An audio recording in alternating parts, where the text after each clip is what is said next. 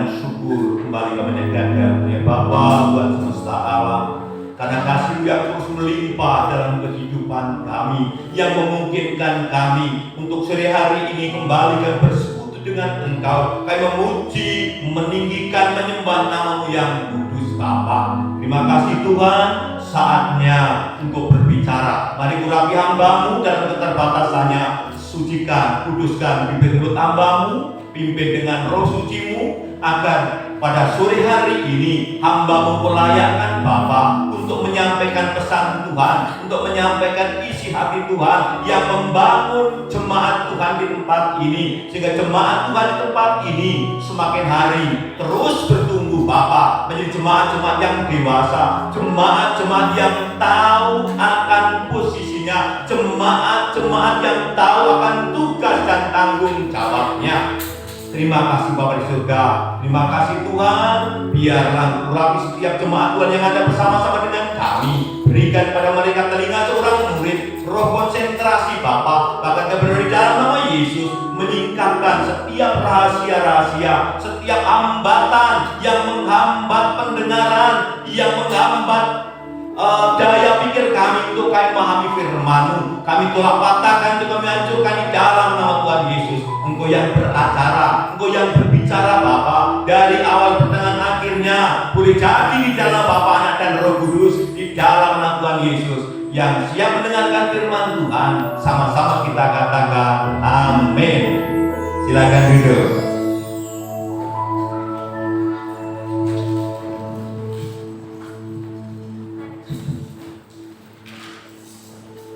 Terima kasih kepada imam-imam musik yang luar biasa mengantar kita untuk kita masuk ke hadirat Tuhan. Hadirat Tuhan yang sore hari ini begitu dahsyat boleh kita rasakan. Shalom Bapak Ibu Saudara sekalian. Ya, apa kabar? Masih diberkati Tuhan? Iya. Sesuai dengan tema gereja kita pada bulan yang lalu, yaitu Henry diberkati. Maka kita akan naik level lagi pada sore hari ini. Kita akan belajar pada bulan ini dengan tema yaitu produktif be blessed, ya.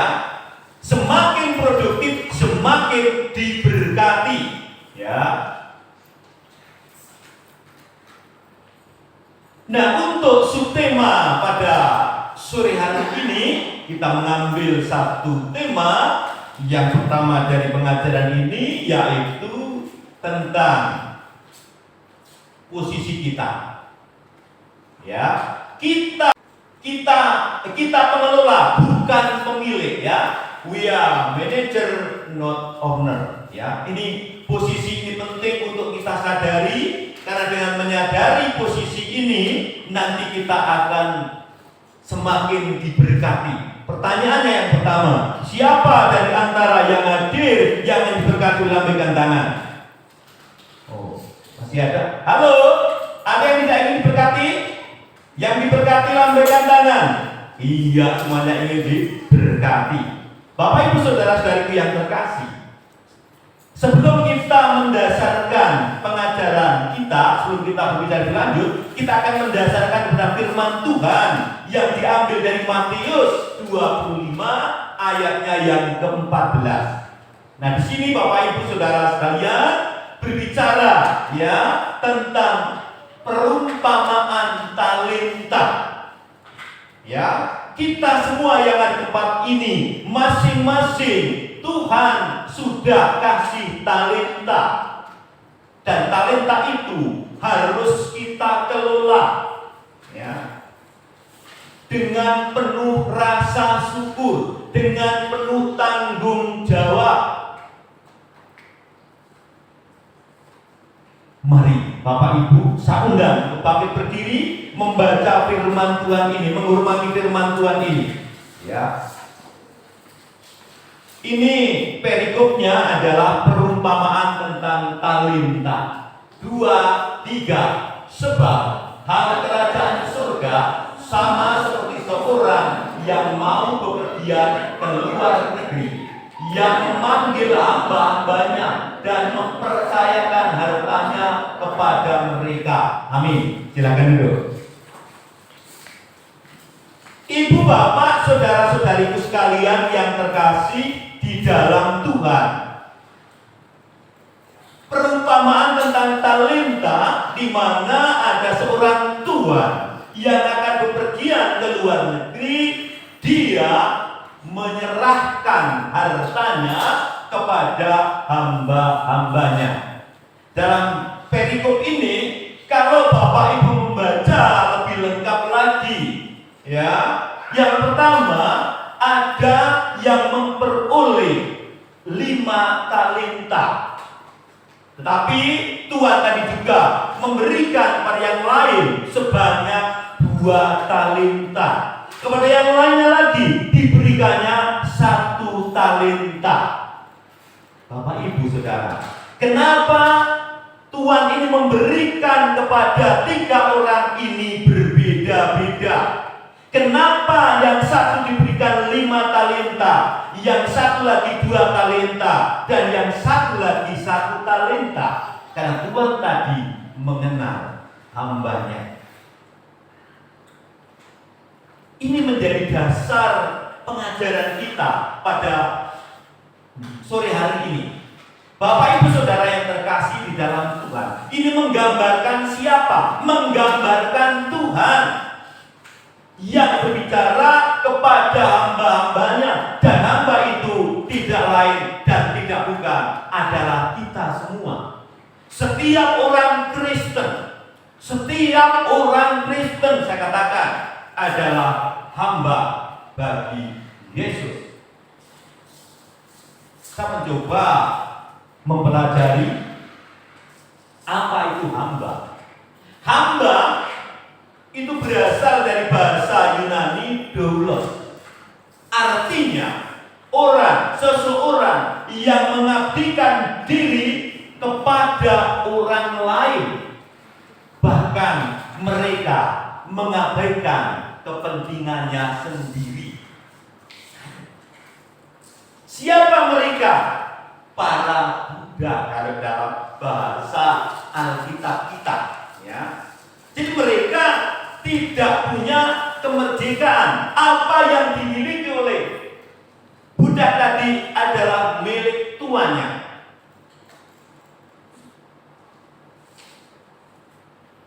Ini penting sekali untuk kita pelajari, sehingga nanti kita akan lebih tahu. Kita akan ketika pulang dari gereja ini, kita akan sadar posisi kita, dan kita menjadi pengelola yang baik, menjadi pengelola yang bertanggung jawab, menjadi pengelola seperti yang menerima 5 talenta dan 2 talenta, bukan yang menerima 1 talenta dan mengembalikan kepada tuannya karena tidak dicatatkan. Tidak seperti itu. Tapi masing-masing di antara kita semuanya, Tuhan sudah berikan talenta. Pendek kata Bapak Ibu, apa yang ada pada kita itu semuanya milik Tuhan. Semuanya hanya dipercayakan kepada kita, ya, dipercayakan. Jadi, kok hilang? Ya, oke. Ya, jadi pada awalnya hamba atau budak tadi tidak memiliki apa-apa, tetapi setelah tuannya mempercayakan hartanya kepada mereka, kini memiliki harta yang besar. Memiliki harta yang besar tadi bukan berarti itu menjadi miliknya, tetapi Tuhan tadi hanya mempercayakan kepada hamba tadi, ya, mempercayakan untuk apa? Untuk dikelola. Sama kalau dalam kehidupan sehari-hari, Pak Willy sebagai seorang pengusaha, karena Pak Willy akan berangkat ke Jakarta, maka Pak Willy mempercayakan untuk menjaga, mengelola tokonya ya kepada Bang Juma. Bukan berarti apa yang diserahkan oleh Pak Willy tadi menjadi milik Bang Juma, bukan.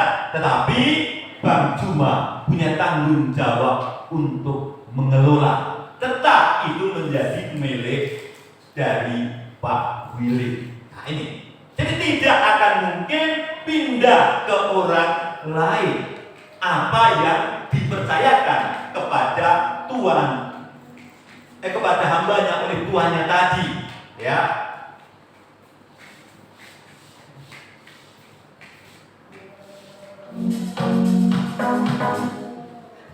Kok bisa malah, ya. Nah, ketika hamba yang menerima kekayaan tersebut bertindak hanya sebagai pengelola, ya sekali lagi, bukan pemilik. Nah, dia tidak memiliki harta itu. Kesimpulannya adalah sebelum tuan tadi pergi ke luar negeri, hamba tadi tidak memiliki apa-apa. Ya, sebelum pergi ke luar negeri. Namun meskipun telah menerima harta dari tuannya, pada dasarnya mereka juga tetap tidak memiliki apa-apa, karena harta tersebut tetap dimiliki oleh tuannya. Bapak Ibu, saudara yang terkasih, Tuhan ini menggambarkan siapa? Menggambarkan Yesus, ya, menggambarkan Yesus. Hamba ini sekali lagi menggambarkan siapa? Menggambarkan kita semua. Bapak Ibu punya keluarga, Bapak Ibu punya anak, punya istri, punya jabatan, punya harta, punya rumah, punya mobil, punya uang banyak. Ya, tapi semuanya itu harus sadar bahwa itu semuanya adalah karena kemurahan Tuhan, karena titipan yang daripada Tuhan, termasuk tubuh kita. Kita tidak berhak atas tubuh kita, tapi Tuhan. Maka kita harus mengelola, melakukan dengan penuh tanggung jawab tubuh kita untuk memuliakan Tuhan, tangan kita untuk memberkati, mulut kita untuk memberikan kekuatan, memotivasi, menguatkan, mengingatkan kepada sesama kita, terlebih saudara-saudari seiman. Jangan gunakan, wahai orang muda, tubuhmu untuk hal-hal yang tidak perlu, terlebih untuk percabulan. Tidak, karena tubuh ini sekali lagi milik Tuhan. Ya. Ayat firman Tuhan mengatakan, tidak tahukah kamu bahwa tubuhmu adalah bait Roh Kudus, dan barang siapa membinasakan bait itu, dia juga akan dibinasakan. Kita harus penuh tanggung jawab menjaga kesehatan tubuh kita. Kalau kita sakit, kita mesti periksa. Ya apa penyebab sakit ini? Kita makan tentu dengan bijak. Tidak setiap saat kita makan lemak sehingga nanti apa? Kolesterol. Tidak juga kita makannya asin-asin, nanti darah tinggi. Tidak juga kita terlalu hemat, nanti kurang gizi, darah rendah. Wow. Jadi harus bijaksana, ya. Harus bertanggung jawab. Kenapa? Karena semuanya milik Tuhan kita, milik Tuhan. Kita hanya dititipi. Balik. Kita harus memahami itu semuanya, Bapak Ibu Saudara, ya. Tubuh kita harus kita kelola. Makanya tadi pagi saya berbicara begini. Saya sedih ketika ada orang Kristen ikut di dalam olahraga yang bersifat duniawi, yang bersifat menghancurkan. Pada orang Kristen ada untuk menjadi berkat. Contoh, tinju. Coba kalau kita renungkan benar-benar. Yakin kalau orang Kristen yang benar-benar Kristen, bukan karena Kristen KTP, dia tidak akan menjadi tinju. Kenapa? Menghancurkan orang. Bukan hanya menghancurkan, bahkan ada yang meninggal. Nah ini coba kalau kita renungkan. Tapi kalau di dalam kehidupan ini kadang-kadang tidak sampai ke situ, ya, tidak sampai ke situ. Kita jemaat GBLSAD harus bijak, ya, bijak memposisikan diri untuk kita semuanya menjadi berkat. Dan memang betul Bapak Ibu Saudara-saudara yang terkasih, bahwa kita semuanya dahulu adalah milik Tuhan, tetapi akibat dosa maka kita terputus dari Tuhan, ya. Karena dosa kita terpisah dari Tuhan yang adalah kudus.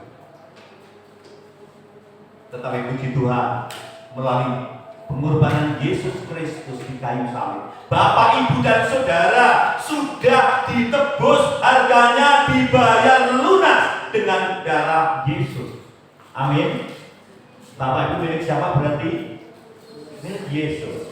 Yesus adalah Tuhan, bos, majikan kita, yang mempunyai kita. Segala sesuatu diciptakan oleh Dia dan untuk Dia. Ingat itu, ya. Jadi semuanya milik Yesus. Yesus itu bos besar, bukan bos yang kaleng-kaleng, enggak, tapi bos besar. Nah, kita telah ditebus sekali lagi.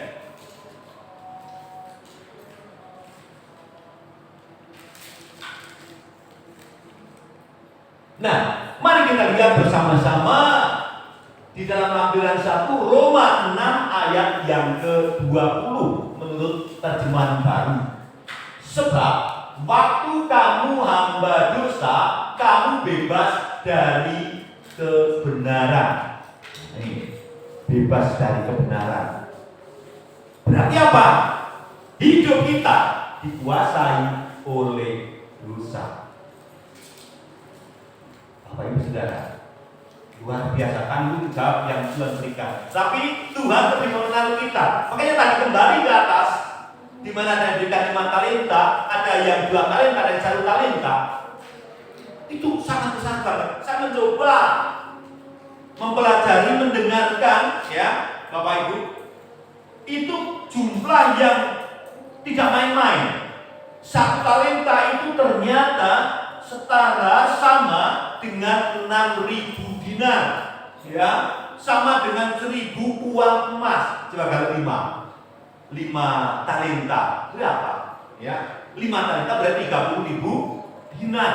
Berarti berapa uang emas kalikan 1.000? Nah, luar biasa. Bahkan, ya, waktu zaman Yesus itu 1 hari itu hanya dibayar 1 dinar. Kalau 6.000 dinar itu setara dengan upah 20 tahun orang bekerja. Nah, kalau 30.000 dinar berapa? Ya, sangat besar kan? Nah, ini. Selanjutnya di dalam 1 Korintus 6 ayat 20, sebab kamu telah dibeli dan harganya telah lunas, dibayar, karena itu muliakanlah Allah dengan tubuhmu.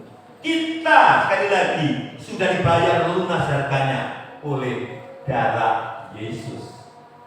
Berarti Bapak Ibu tidak lagi berhak atas tubuh Bapak Ibu. Kita semuanya tidak berhak lagi atas tubuh kita, tetapi itu semuanya sebagai sarana untuk kita mendatangkan hormat kemuliaan bagi nama Tuhan. Kalau kita bisa dipercaya dalam perkara-perkara yang kecil, maka Tuhan pasti akan percayakan kepada kita perkara-perkara, bahkan tanggung jawab yang lebih besar.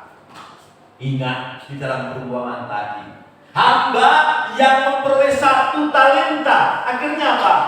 Tidak dapat apa-apa. Ya. Kenapa? Karena tidak mengembangkan talentanya dengan penuh tanggung jawab. Kita semuanya di sini diberikan talenta. Ada yang melayani juga salah satu talenta. Ada yang sebagai pengusaha, itu juga talenta. Ada yang di kesehatan, itu juga talenta, ya. Jadi ini harus dilakukan dengan penuh tanggung jawab. Ada yang sebagai pendidik dan lain sebagainya. Ada yang sebagai hamba Tuhan dan lain sebagainya. Ingat sekali lagi, ketika Tuhan mempercayakan talenta tidak kita kembangkan, jika itu kecil maka kita akan bisa dipercaya lagi dengan pekerjaan yang lebih besar, dengan tanggung jawab yang lebih besar. Dan Tuhan tidak pernah salah pilih, karena Tuhan jauh mengenal kita lebih dari orang tua kita mengenal kita. Betul nggak kira-kira? Betul. Ya, betul. Oke. Kita semuanya harus memahami bahwa semua yang kita miliki, termasuk hidup, termasuk hidup kita sendiri, hanya dipercayakan kepada kita untuk dikelola. Nah, ini penting. Nah, berarti apa? Sejak awal, ya, memang kita dimiliki oleh Allah, seperti yang saya katakan tadi. Tetapi karena dosa, maka kita menjadi terputus. Kita menjadi milik iblis. Ketika Adam dan Hawa jatuh ke dalam dosa, nah sejak saat itu kita menjadi milik iblis. Tapi sekali lagi, melalui karya penebusan Yesus Kristus, kita sudah didamaikan dengan Allah. Berarti kita sudah kembali lagi menjadi milik Allah. Ini luar biasa, ya. Karena begitu besar kasih Tuhan akan dunia ini, sehingga Ia mengorbankan anak yang tunggal, yaitu Yesus Kristus, ya, untuk kita. Berarti kasih yang sangat dasar, yang sangat luar biasa. Padahal kita itu siapa? Kita adalah debu sebenarnya di mata Tuhan, tapi kita menjadi biji mata Tuhan, jadi miliknya yang berharga. Ketika kita sudah ditebus oleh Yesus, maka kita harus menghargai karya penebusan ini, ya, menghargai.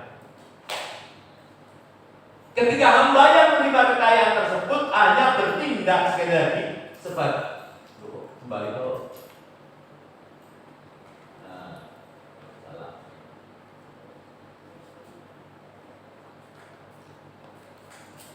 kita, ya, sekali lagi, yang dulu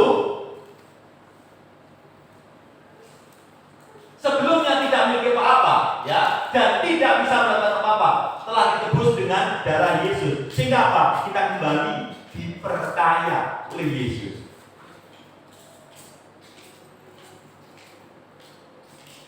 Nanti salah, ya. Nah, ini di dalam 1 Korintus 1 ayat 5 di sana dikatakan, sebab di dalam Dia, berarti di dalam Yesus, kamu telah menjadi kaya. Kita, saya, Bapak Ibu Saudara, telah menjadi kaya dalam segala hal, dalam segala macam perkataan, dan dalam segala macam pengetahuan. Sekali lagi, karena siapa? Karena Yesus. Di dalam Yesus. Kenapa? Karena Yesus yang punya semuanya, ya. Satu nama yang penuh kuasa, nama Yesus. Kita meminta kepadanya, kita akan diberikan.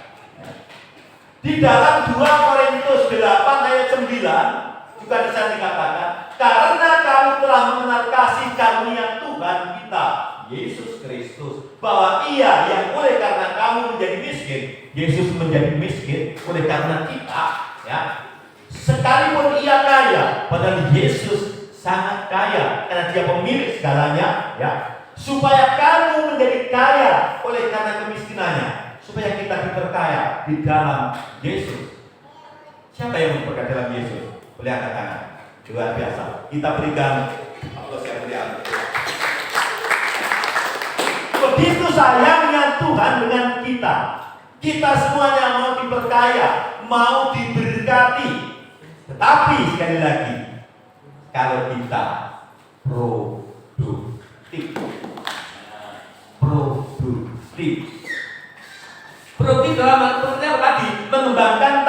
yang Tuhan percayakan. Ini penting.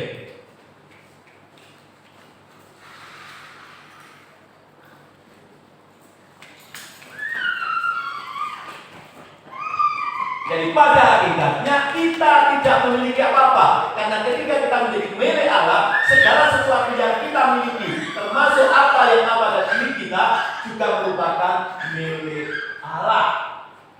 Nah, di dalam Pengkhotbah jelas bisa dikatakan, Pengkhotbah 3 ayat 13, dan bahwa setiap orang yang dapat makan, minum, dan menikmati kesenangan dalam jeripayanya, itu juga pemberian Allah, berarti milik Allah. Kenapa? Karena diberi, ya, diberi. Berarti kalau diberi, kita nggak punya, tapi Tuhan berikan untuk kita nikmati, ya, baik makanan, minuman, dan kesenangan.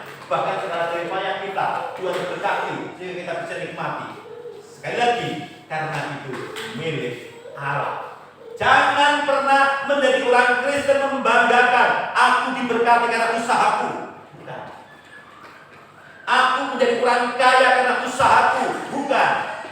Tapi karena Tuhan. Ya. Maka tugas kita harus berpikir yang positif, tidak boleh pesimis.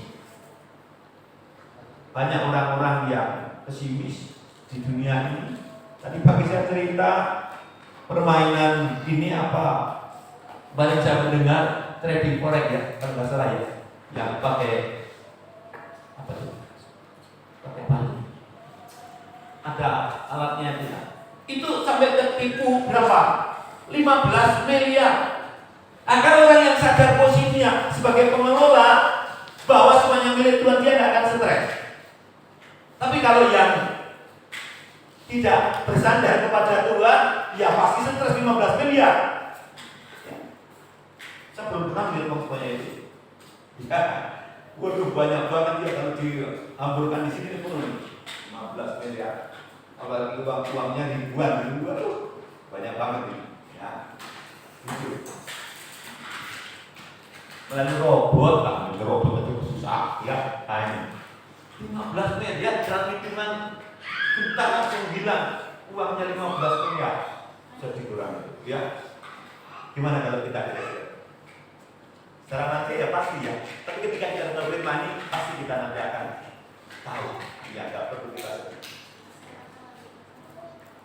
Segala sesuatu dari Allah akan kembali kepadanya. Nah itu harus kita pahami. Nah. Di dalam Pengkhotbah 5 ayat 18 juga dikatakan, setiap orang yang dikaruniakan Allah kekayaan, hai Bapak Ibu, yang diberkati dengan kekayaan harta, benda dan kuasa untuk menikmatinya, untuk menerima bagiannya, dan untuk bersukacita dalam jeripayanya, juga itu pun karunia Allah. Maka muliakanlah Tuhan dengan hartamu. Kata Amsal seperti itu. Muliakanlah Tuhan dengan hartamu. Berarti apa? Orang Kristen boleh kaya, tapi sekali lagi kekayaannya untuk memuliakan Tuhan, bukan menjerat kita. Ya, kadang-kadang orang dijerat oleh kekayaannya. Seperti kalau kita dengar siapa itu tugas pajak gitu ya, alun-alun sebetulnya. Nah, luar biasa. Bahkan termasuk memanjakan anak. Lalu semuanya apa? Hancur. Silakannya lagi orang apa? Orang Kristen. Nah, orang Kristen yang diperbudak oleh jabatan. Orang Kristen yang menyalahgunakan jabatannya, diperbudak oleh hartanya, anaknya kayak gitu, hilang kemanusiaannya. Lalu semuanya hancur-hancuran. Kawan-kawannya semuanya terbongkar semuanya, ya. Karena rakus, cinta akan uang, bahaya, mendatangkan kebinasaan. Pada hakikatnya, tadi sudah, balik lagi. Jadi, jika Bapak Ibu Saudara, ya, ingin diperkaya, ada kuncinya. Kuncinya apa? Di sana dikatakan bahwa karena gereja GPI kita ini menjadi temanya ya tahun ini. Kita sepenuhnya bergantung pada Yesus ya, bergantung pada Yesus Kristus sebagai pemilik sejati dari segala sesuatu. Karena melalui Dialah segala sesuatu dapat ditambahkan dalam hidup saya dan Bapak Ibu. Nah, ini itu penting. Kita juga harus memberikan sikap hati kita di hadapan Allah, karena hal itu mempengaruhi tindakan kita. Andalkan Yesus dalam hidup kita. Kalau kita mengandalkan Dia, maka kita tidak akan pernah dikecewakan. Karena Yesus, sekali lagi, di dalam nama itu ada kuasa, dan hanya satu-satunya di muka bumi itu, nama di atas nama Yesus Kristus. Kita bisa ditambahkan untuk kekayaan kita, keberhasilan kita, studi kita dibuat berhasil, kesehatan kita makin diberkati, dan lain sebagainya. Sekali lagi, kita bergantung kepada Dia. Saya jadi ingat ada satu firman mengatakan seperti ini. Saya lupa di mana, tapi kalau nggak salah di Yohanes mengatakan seperti ini. Jika firman itu tinggal di dalam kamu, maka mintalah apa saja, maka kita akan diberikan. Luar biasa. Siapa firman itu? Yesus. Berarti apa? Kita bergantung sepenuhnya kepada Sang Pemilik segala sesuatu, yaitu Yesus Kristus. Luar biasa.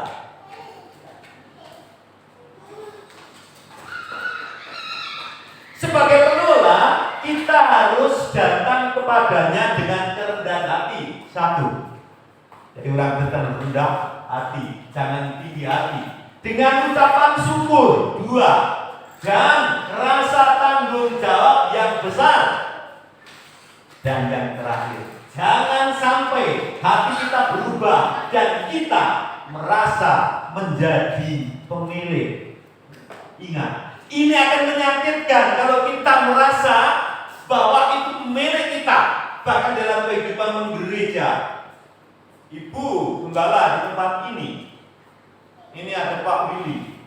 Pak Willy tiba-tiba pindah, lalu Ibu Gembala jadi ini Pak Willy pindah ke gereja lain. Tidak seperti itu. Kenapa? Karena kita sadar ya bahwa semuanya milik Yesus, milik Kristus ya. Pak Willy sudah dipertunangkan dengan Yesus karena milik Yesus. Nah, ini penting untuk kita ya. Semuanya milik Yesus. Kita di sini sekali lagi manajer, pengelola ya. Tapi pengelola yang tadi yang harus berhasil, yang harus bertanggung jawab, sehingga kita memperoleh bless, memperoleh berkat, dan semakin diberkati. Kalau tidak ada produktif, ya kita tidak akan diberkati. Nasibnya sama seperti yang memperoleh 1 talenta. Jadi,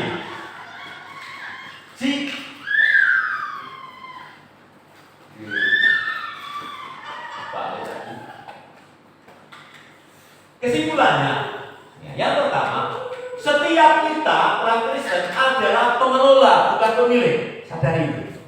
Pulang dari ibadah ini itu harus dibawa.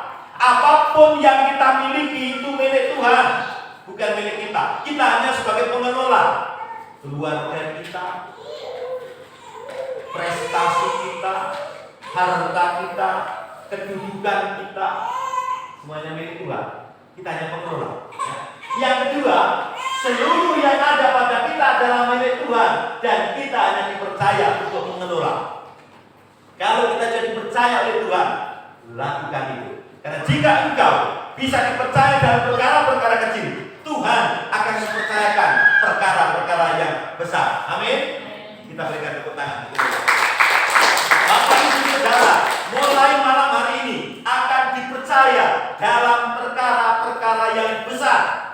Katakan kanan kiri, engkau akan dipercaya dalam perkara-perkara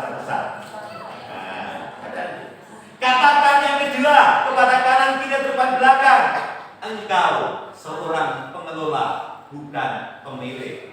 Nah, ini penting untuk membangkitkan ya pemahaman kita. Ya. Lalu yang ketiga, sebagai pengelola kita harus datang dengan kerendahan hati, dengan ucapan syukur dan rasa tanggung jawab yang besar. Jangan sampai hati kita berubah dan kita merasa menjadi pemilik. Tambahkan satu lagi, yang keempat, bergantung sepenuhnya kepada Yesus sebagai sang pemilik. Amin. Siap bergantung pada Yesus? Iya. Semuanya perlu proses, tidak tiba-tiba. Ya. Coba perhatikan Isra. Isra tadi kan lari ke sana, lari ke sini, kadang masih jatuh loh. Nah kita perlu begitu kok. Tapi kalau kita bersandar kepada Tuhan, mengandalkan Tuhan, mengandalkan pertolongan Tuhan, kita tidak akan jatuh. Ya. Oke. Ini firman Tuhan yang bisa saya sampaikan. Sekali lagi, saya rindu ini mengubah cara pandang kita terhadap segala sesuatu yang ada pada kita, baik keluarga kita, baik harta kita, baik pekerjaan kita, baik apa yang ada pada kita semuanya. Mulai sore hari ini, menjelang malam ini, pandangan kita berubah bahwa itu semuanya hanya titipan dari Tuhan dan kita harus menjadi pengelola yang bertanggung jawab. Di musik saya undang untuk ke depan. Jemaat Tuhan, saya undang untuk bangkit berdiri.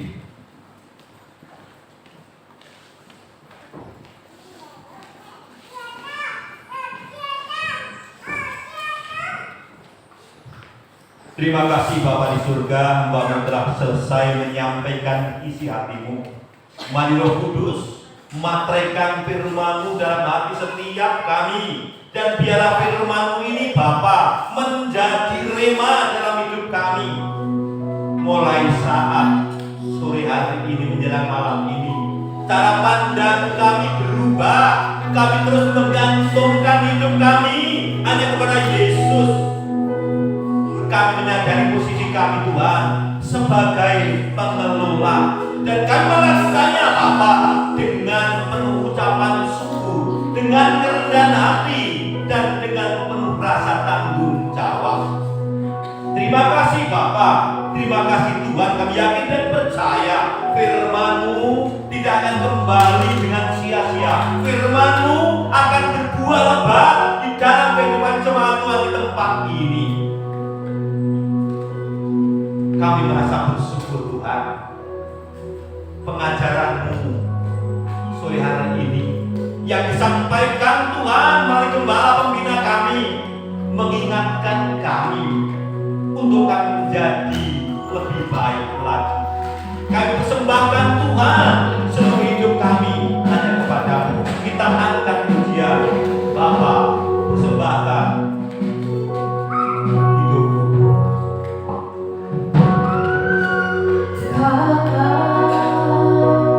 Ku persembahkan tubuhku sebagai persembahan yang hidup,